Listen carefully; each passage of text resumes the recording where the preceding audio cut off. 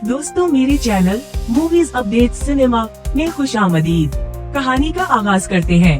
ये साल होता है सन 2043, यानी कि मुस्तकबिल की दुनिया। ये वो दुनिया है जब रोबोट इंटेलिजेंस की तादाद बहुत ज्यादा है। वक्त हालात पूरी तरह से बदल चुके हैं, क्योंकि एआई ने यानी कि आर्टिफिशियल इंटेलिजेंस ने इंसानों के खिलाफ जंग का ऐलान कर दिया है। वो हर एक मशीन जो एआई से चलती है अब वो इंसानों के खिलाफ है, और इस पूरी जंग को जो क़यादत करता है, जिसने उस पूरी जंग को शुरू किया है, इस एआई रोबोट का नाम है हार्लिन। दरअसल हार्लिन को बनाने वाले साइंसदान ने उसे अपनी बेटी की हिफाजत के लिए, इसकी देखभाल के लिए बनाया था। हार्लिन ने शुरू में ऐसा किया भी, पर अचानक से एक दिन उसने अपने कोड्स को बदल दिया। वो इंसानों के खिलाफ हो गया। हार्लिन ने न सिर्फ अपने कोड को बदला, बल्कि उसने बाकी रोबोट के कोड को भी बदल दिया और अपनी पूरी एक टीम बनाई, जिसके बाद पूरी दुनिया में एआई ने लगभग 10 करोड़ लोगों को मार दिया। और अब हुकूमत ने एक ऑर्गेनाइजेशन को बनाया जो उनके खिलाफ लड़ेगी। इसका नाम है ICN। ICN ने लगभग सभी एआईस का खात्मा कर दिया। उसी तरह से 28 साल गुजर जाते हैं और 28 सालों के बाद ICN को पता चलता है कि एक जगह पर एक एआई है।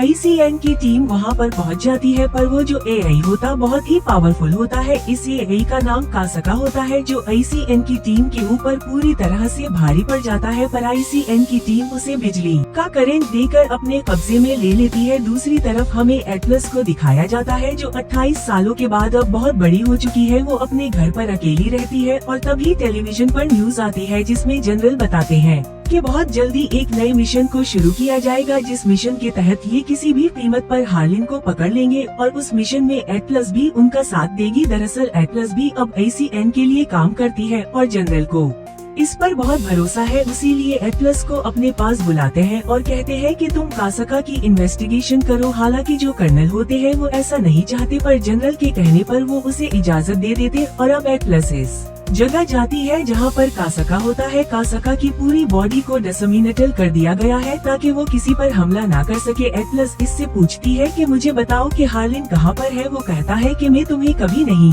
बताऊंगा। एटलस कहती है कि तुम्हारे बताने की कोई जरूरत नहीं है, तुम्हारे दिमाग के कोड से मैंने पता लगा लिया है कि हार्लिन उस वक्त कहां पर है। ये सुनने के बाद कासका अपने दिमाग में उन कोड को चेक करता है और यहाँ पर वो एटलस के जाल में फंस जाता है, क्योंकि जब वो अपने दिमाग में कोड को चेक करता है तो वो सारे के सारे कोड एटलस को पता चल जाते हैं। और अब उसे पता है कि हार्लिन कहां पर है। कासका को जब पता चलता है कि एटलस ने उसे धोखा देकर सही कोड का पता लगा लिया है, यानी कि हार्लिन की लोकेशन का पता उसे चल चुका है, तो वो गुस्से में अपने मुंह से एक वेपन से इसके ऊपर हमला करता है। और इसे नहीं पता होता कि उन दोनों के बीच में एक पोशीदा दीवार है, जिससे एटलस उसके हमले से बच जाती है। एटलस सारे कोड्स लेकर अपने सीनियर्स के पास जाती है, जहां पर उन सबको पता चलता है कि हार्लिन उस वक्त जमीन पर नहीं है, बल्कि वो दूसरे सैयारा पर है। ये सब प्लान बनाते हैं कि ये इस सैयारा पर जाएंगे और हार्लिन को पकड़कर यहाँ पर लाएंगे, जिसके बाद ये पता लगाएंगे कि हार्लिन ने अपने कोड को क्यों बदला, क्यों वो इंसानों के खिलाफ हो गया। पर एटलस ऐसा नहीं चाहती, क्योंकि उसे लगता है कि अगर हार्लिन को वापस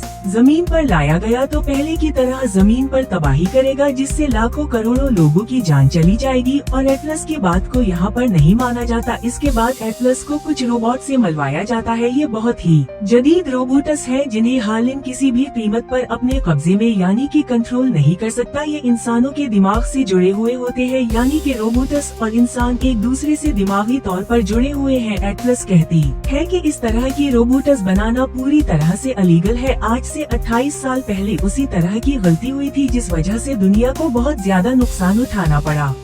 पर कर्नल उसे बताते हैं कि उसका जो कोड है, यानी कि वो न्यूरो लिंक, जो इंसानों को और रोबोट्स को दिमागी तौर पर आपस में जोड़ता है, ये और किसी ने नहीं बल्कि तुम्हारी माँ ने बनाया था। और अब उन सभी बड़े बड़े रोबोट्स को सोल्जर्स अपने दिमाग से कंट्रोल करेंगे। कर्नल कहते हैं कि हमारे पास इसके अलावा कोई रास्ता नहीं है। एटलस को उनकी बात माननी पड़ती है और अब ये सब के सब जमीन से उस सैयारा की तरफ निकल पड़ते हैं, जहाँ पर हार्लिन रहता है। बहुत लंबा सफर तय करने के बाद ये उस सैयारा के पास पहुँच जाते हैं, जहाँ पर हार्लिन है। यहाँ पर एटलस सबके पास आती है और कहती है कि हमारा जो भी प्लान है वो हम पेपर्स के ऊपर लिखेंगे। ये सुनकर सब हैरान हो जाते हैं, क्योंकि ये वो वक्त है जब हर चीज कंप्यूटर से की जाती है। पेपर्स का कोई भी इस्तेमाल नहीं करता। एटलस सबको समझाती है कि अगर हम ये कंप्यूटर पर या किसी भी गैजेट पर करेंगे तो हार्लिन को हमारे प्लान के बारे में पता चल सकता है। उसके बाद सब अपने न्यूरल लिंक निकाल देते हैं और प्लान को डिस्कस करते हैं, जहाँ पर एटलस बताती है कि जिस सैयारा पर हम पहुँचने वाले हैं, जहाँ पर हार्लिन छुपा हुआ है, वो इंसानों के दुनिया जैसा नहीं है। वहाँ पर बहुत तूफान आते हैं, साथ ही वहाँ पर बिजली के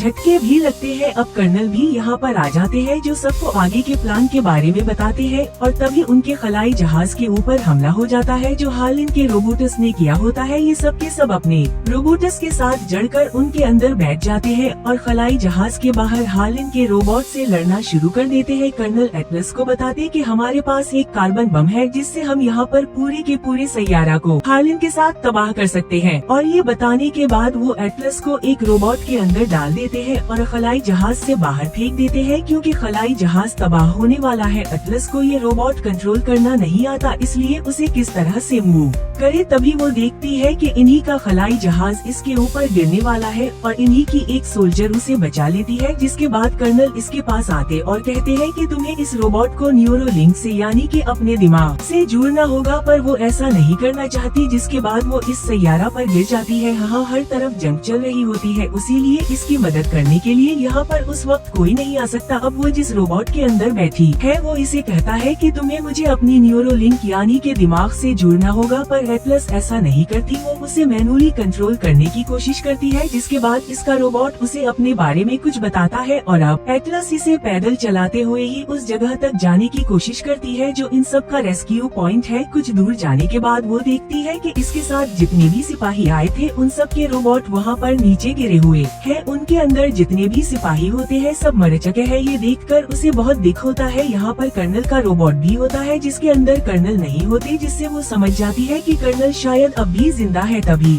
यहाँ पर हार्लिन के बहुत सारे रोबोट्स आ जाते हैं। वो देखती है कि कासका, जिसके दिमाग से उसने इस सैयारा की इंफॉर्मेशन निकाली थी, जिसे जमीन पर ICN ऑर्गेनाइजेशन ने अपने कब्जे में ले लिया, वो यहाँ पर है। उसे कुछ समझ नहीं आता और अब ये इसके ऊपर हमला कर देते हैं और इसका रोबोट यहाँ से इसे लेकर भागना शुरू कर देता है। वो भागते भागते एक तूफान में फंस जाता है। यहाँ पर हार्लिन के रोबोट्स भी इसका पीछा कर रहे होते हैं और अब एटलस को समझ में आ जाता है कि उसका मरने का वक्त नजदीक आ चुका है। इसीलिए वो अपने रोबोट से कहती है कि तुम्हारे पास जो आयरन बम है, इसका इस्तेमाल करो। इसका रोबोट कहता है कि नहीं, मैं ऐसा नहीं कर सकता। अगर मैंने ऐसा किया तो जमीन फट जाएगी। पर एटलस कहती है कि तुम्हें ऐसा करना होगा और अब इसका रोबोट यहाँ पर आयरन बम को ब्लास्ट कर देता है। जिसके बाद इसके आसपास जितने भी हार्लिन के रोबोट्स होते हैं, सबके सब तबाह हो जाते हैं। और अब भी इसके सामने कासका है, जिसके हाथ में गिन है और इससे पहले कि वो गिन से अटील्स और इसके रोबोट के ऊपर हमला करता, वहाँ की जमीन फट जाती है, जिससे एटलस, जो कि अपने रोबोट के अंदर बैठी हुई है, वो जमीन की गहराइयों में गिरना शुरू कर देती है। ये जमीन के बहुत अंदर गिर जाते हैं और गिरने की वजह से एटलस के टांग की हड्डी टूट जाती है और इसका रोबोट इसकी मदद करता है, इसके टांग की हड्डी को जोड़ देता है और साथ ही उसे कुछ खाने के लिए देता है। यहाँ पर एटलस, जो रोबोट्स के ऊपर पूरी तरह से भरोसा करती है, यानी कि उसे किसी भी रोबोट पर कोई भरोसा नहीं है, क्योंकि बचपन में हार्लिन रोबोट जो उसकी माँ ने उसके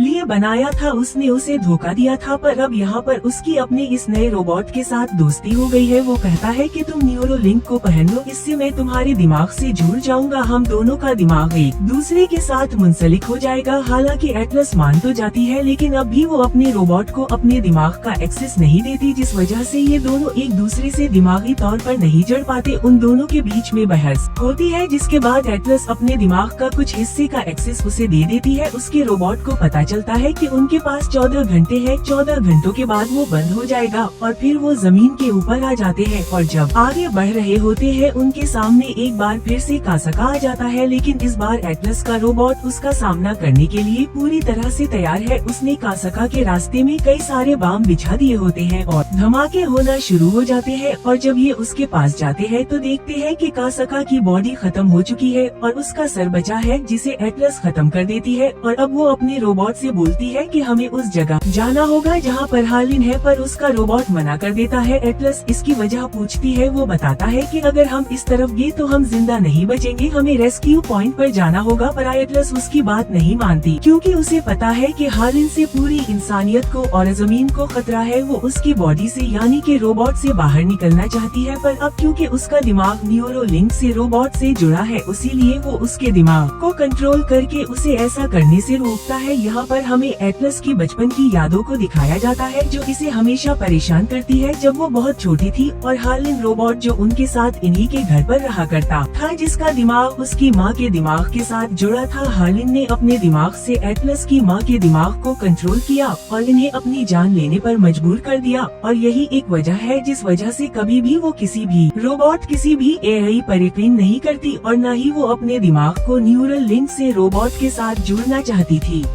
पर अब उसका दिमाग इसके साथ जुड़ा है। जब एटलस के दिमाग में सारी यादें आती है तो उसका रोबोट भी ये सब कुछ देख लेता है, जिसके बाद वो एटलस से माफी मांगता है। एटलस कहती है कि हमें उस जगह पर जाना होगा जहाँ पर हार्लिन है। वहाँ पर जाने के बाद मैं अपनी टीम और अपनी ऑर्गेनाइजेशन को यानी कि ICN को हार्लिन की लोकेशन यहाँ से भेज दूंगी, जिसके बाद ICN उसकी लोकेशन पर हमला करके उसके साथ उसके सभी रोबोट का खात्मा कर देगी। और अब एटलस के रोबोट को एटलस की बात माननी पड़ती है। जल्दी उस जगह पहुंच जाते हैं जहां पर हार्लिन का पूरा बेस है, और हार्लिन के जो एआई रोबोट होते हैं वो एटलस के रोबोट को शट डाउन कर देते हैं और एटलस को पकड़कर हार्लिन के पास ले जाते हैं। एटलस उसे देखकर गुस्से में आ जाती है, क्योंकि उसी की वजह से उसकी माँ मरी थी। एटलस को यहाँ पर हार्लिन के मंसूबा का पता चलता है। दरअसल वो कार्बन बम जिससे ये हार्लिन को मारना चाहते थे, हार्लिन उसी बूम से जमीन पर हजारों लाखों लोगों को मारना चाहता है, जिसके बाद वो जमीन पर पूरी तरह से अपना कब्जा कर लेगा। कार्बन बूम का एक कोड कर्नल के दिमाग से उसे मिल गया होता है और उसका दूसरा कोड होता है एटलस के दिमाग में, और अब उसे वो कोड भी मिल जाता है, जिसके बाद वो एटलस को कैदी बनाकर इस जगह भेज देता है जहाँ पर कर्नल भी होता है। कर्नल के पास अब भी वो डिवाइस है जिससे दिमागी तौर पर किसी भी रोबोट से जुड़ सकते हैं, यानी कि न्यूरोलिंक। एटलस उनसे डिवाइस लेकर अपने कान पर लगा लेती है और अपनी रोबोट को दोबारा से ऑन होने के लिए कहती है। बहुत मुश्किलों के बाद इसका जो रोबोट होता है वो ऑन हो जाता है, और अब वो एटलस से कहता है कि तुम मुझे पूरी तरह से यानी कि 100% अपने दिमाग का एक्सेस दे दो। और अब एटलस ऐसा ही करती है, वो पूरा का पूरा एक्सेस अपने रोबोट को दे देती है, जिसके बाद उसका रोबोट उसके बचपन की सारी यादों को देख सकता है। वो देखता है कि एटलस जब बहुत छोटी थी तो उसकी माँ हमेशा अपने काम में बिजी रहती थी, जिस वजह से वो एटलस को टाइम नहीं दे पाती थी, और उस वजह से एटलस को हमेशा बुरा लगता था। एक दिन वो हार्लिन के पास जाती है और कहती कि मैं भी तुम्हारी तरह इंटेलिजेंट स्मार्ट बनना चाहती हूँ, इसीलिए तुम्हारे दिमाग में जो भी इंफॉर्मेशन है वो सारी इंफॉर्मेशन मुझे दे दो। जिसके बाद हार्लिन और एटलस न्यूरोलिंक से एक दूसरे के दिमाग से जुड़ जाते हैं, और जब हार्लिन एटलस के दिमाग को देखता है तो उसे पता चलता है कि किस तरह से इंसान हमेशा जमीन को तकसान पहुंचा रहा है। वो बहुत ही तबाहकुन है, और अगर इंसान उसी तरह से करते रहे तो एक दिन वो जमीन को पूरी तरह से खत्म कर देंगे। इससे अच्छा तो एआई है जो इस पूरी की पूरी जमीन को बचा सकते हैं। ठीक उसी वक्त वो अपने दिमाग के कोडर्स को बदल देता है। यहाँ पर एटलस की माँ आ जाती है जो न्यूरोलिंक को निकाल देती है, और अब तक हार्लिन पूरी तरह से बदल चुका है। वो एटलस की माँ को खत्म कर देता है, साथ ही वहाँ पर जितने भी आर्टिफिशियल इंटेलिजेंस यानी कि जितने भी रोबोट होते हैं उन सबको अपनी तरह बना देता है। यहाँ पर अब एटलस का और रोबोट का दिमाग पूरी तरह से 100% जुड़ चुका है। ये किसी भी कीमत पर हार्लिन को रोकना चाहते हैं जो कार्बन बम से लाखों करोड़ों इंसानों को मारना चाहता है। ये उस तरफ निकल पड़ते हैं जहाँ पर हार्लिन है। उनके सामने रोबोट की एक बहुत बड़ी फौज आती है जिसका ये सामना करते हैं। कर्नल भी उनका साथ देते हैं और बहुत सारे रोबोट को आर्टिफिशियल इंटेलिजेंस को मारकर एटलस उस जगह पहुँच जाती है जहाँ से हार्लिन कार्बन बूम को जमीन के लिए लॉन्च करने वाला होता है। दरअसल वो पूरी कमांड दे चुका है और अब वो उनके ऊपर हमला कर देता है, लेकिन एटलस अपने आप को किसी तरह से बचाती है। वो देखती है कि कार्बन बम अब लॉन्च हो चुका है जो जमीन की तरफ जा रहा है, पर उससे पहले कि वो उनकी पहुंच से बाहर निकलता, यहाँ पर एटलस एक दूसरे रोबोट की गिन को उठाकर इस कार्बन बम के ऊपर हमला करके उसे तबाह कर देती है, जिससे हार्लिन को बहुत गुस्सा आता है क्योंकि उसका पूरा मंसूबा खत्म हो चुका है। वो एटलस के ऊपर हमला कर देता है। वो रोबोट के अंदर है, एटलस के रोबोट को बहुत बुरी तरह से जख्मी करके जमीन पर गिरा देता है, जिससे एटलस इसके अंदर बेहोश हो जाती है। इसका रोबोट उसे अपने अंदर से बाहर निकालकर बिजली के झटके देता है ताकि वो होश में आ जाए, पर हार्लिन इसके ऊपर हमला कर देता है। रोबोट रोबोट का एक हाथ कट चुका है, वो एक ही हाथ से हार्लिन का सामना कर रहा होता है। वो पूरी तरह से रोबोट के ऊपर हावी हो जाता है। ठीक उसी वक्त एटलस को होश आ जाता है, जो पीछे से इसके ऊपर हमला कर देती है और हार्लिन के दिमाग से उसके सी पोस्ट ऑफिस को निकालकर उसे तबाह कर देती है, जिससे हार्लिन का खात्मा हो जाता है। यहाँ पर एटलस का जो रोबोट है, इसके अंदर अब इतनी पावर नहीं है कि वो यहाँ से जा सके। एटलस कहती है कि मैं तुम्हारी बगैर नहीं जाऊंगी, तुम्हारी वजह से आज मैं जिंदा हूँ, तुमने पूरी इंसानियत को बचाया है। वो कहता है कि हम दोनों में से यहाँ से एक ही निकल सकता है। वो इसे ऑक्सीजन देता है, साथ ही इसकी पसंदीदा कैंडी भी। एटलस बहुत ज्यादा दुखी हो जाती है, जिसके बाद उसे यहाँ से रेस्क्यू पॉइंट जाना पड़ता है। अगली सुबह जमीन से रेस्क्यू टीम यहाँ पर आ जाती है, जो एटलस को अपने साथ ले जाती है। जमीन पर वापस आने के बाद एटलस, जो हमेशा परेशान रहा करती थी, जिसकी बचपन की यादें इसे हमेशा परेशान किया करती थी, अब वो पूरी तरह से नॉर्मल है। एटलस को बताया जाता है कि हार्लिन का जो पेचीदा CPU है, उसे एनालाइज करने में, यानी उसकी पूरी इंफॉर्मेशन हासिल करने में शायद कई साल लग जाए,